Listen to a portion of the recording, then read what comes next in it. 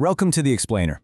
Today we are diving into a rule that is, and I mean this, absolutely critical for anyone buying, selling, or even just restructuring a business here in the European Union. It's called the Transfer of a Going Concern, or TOGC for short. And honestly, getting your head around this can save a business from a massive, and I mean massive, unexpected tax bill. So let's just imagine for a second. You're selling your company. You've been through all the negotiations, you've agreed on a price, you're all set to hand over the keys. But have you stopped to think about the tax? Specifically, that little thing called value-added tax, or VAT. You see, without a special rule in place, the tax authorities might not see this as one simple transaction. Oh no. They could see it as you individually selling every single thing you own. Your computers, your desks, your inventory, the building itself. Bam! Every single item could get hit with VAT. And that would just create a huge and, frankly, completely unnecessary financial headache. Well, thankfully, the EU has a really elegant solution for this exact problem. And that's what we're talking about today, the TOC.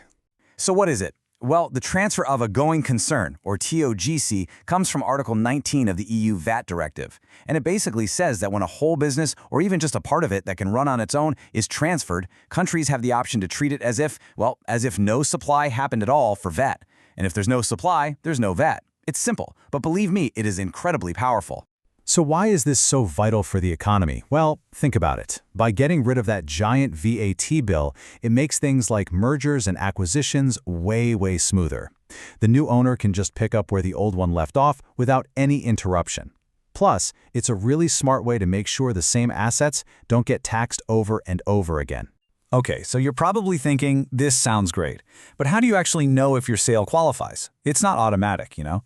There are some really key conditions that you absolutely have to meet. The easiest way to think about it is like a checklist. First up, you have to be transferring a whole business, or at least a chunk of it that could operate independently. Second, and this one's a big one, the buyer must intend to carry on the same kind of business.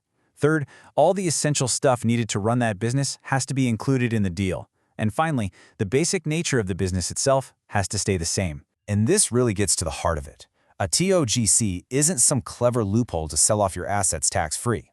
A landmark case from the European Court, called Zeta Modes, put it perfectly. The whole point of this rule is to allow a living, breathing business to continue, not to just liquidate all its parts. The intention to keep operating is absolutely everything. Now, this is where things can get a little bit tricky. What happens if you're not selling the assets directly, but instead you're selling the shares of the company that owns those assets? All right, let's break this down because it's a really important distinction. As a general rule, just selling shares is not a TOG. All you're doing is changing who owns the company. You're not actually transferring the business activity itself. But, and it's a big but, there is an exception. If that share sale is so complete that it effectively amounts to handing over the entire underlying business, then yeah, it can qualify. So why is that? What's the thinking here? Well, the European Court of Justice cleared this up in a case called XBV. The court basically said, look, just selling shares doesn't give the new owner the actual tools they need to run the business. For that to happen, the real operational assets have to change hands. And this brings us to the most important player in this whole field, the European Court of Justice, or the ECJ. Whenever there are these tricky gray areas or disputes about what really counts as a TOGC, the ECJ is the final referee. They're the ones who make sure the rules are being applied the same way across all 27 member states. The way the court does this is by treating TOGC as an independent concept of European Union law. Now, that sounds like a bunch of legal jargon, I know, but what it really means is simple and it's powerful. Individual countries can't just go off and create their own weird, conflicting definitions of what a TOGC is. The meaning has to be the same across the entire EU. And the benefit of that? It's huge. It gives businesses something priceless, certainty. A company that operates in Germany and France and Poland knows that the fundamental rules for a TOGC are going to be the same, no matter where they are. That kind of predictability is absolutely essential for the single market to work properly. You can really see this in the ECJ's rulings, which act like real-world guardrails. For example, the court has said that the indefinite rental of a shop, yeah, that can be a TOGC. But selling off just a 30% stake in a company? Nope, that's not enough. And as we already saw with that Zeta Modes case, if you're selling a business just so it can be immediately liquidated, that is definitely out. So let's zoom out for a second and look at the bigger picture. Why does this one little rule really matter so much? Because, honestly, it's about so much more than just that. The TOGC rule is a fundamental piece of the economic engine of the European Union. It's a mechanism that actively helps businesses grow, it encourages investment, and it makes sure that valuable companies can keep running and creating jobs even when their ownership changes. But there is one final, really important twist here.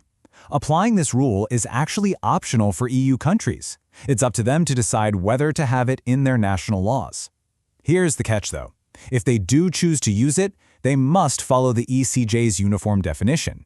And, of course, they always have the power to step in and stop the rule from being abused for tax evasion. And all of this leaves us with one last question to think about. The TOGC rule is, without a doubt, a brilliant tool for economic efficiency. It's designed to make business transfers smoother and fairer. But like any powerful tool, it has to be handled carefully. So, does its flexibility, which is designed to help businesses, also risk creating loopholes for people looking to avoid paying their fair share of tax? That right there is the constant balancing act at the very heart of EU law.